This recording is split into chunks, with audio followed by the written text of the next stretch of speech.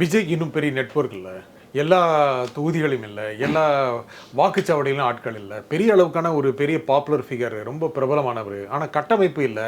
ஆகல இந்த தேர்தலில் அவர் வந்து பிரகாசிப்பது ரொம்ப கஷ்டம் இப்படிங்கன்னு விமர்சனம் அப்படியே நடக்கலாம்.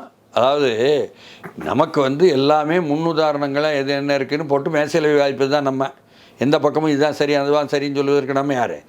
டெல்லி என்ற இந்தியாவுடைய தலைநகரில் பாரதிய ஜனதா கட்சி, காங்கிரஸ் கட்சி என்ற கட்சிகள் தான் திமுக அல்லது அதிமுக, அதிமுக அல்லது திமுக, திமுக அதிமுக, திமுக அதிமுக திமுக என்று இருப்பது போல பாஜகவும் காங்கிரஸும் தான் மாறி மாறி வந்து கொண்டிருந்தன.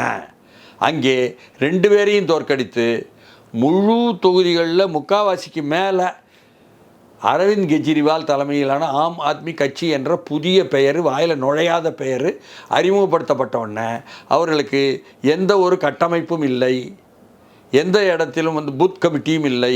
வெற்றி பெற்றார்கள். வெற்றி பெற்ற ஆட்சிக்கு வந்து பல்வேறு இலவசங்களை அவரும் தான் கொடுத்தாரு, பேருந்து இலவசமெல்லாம்.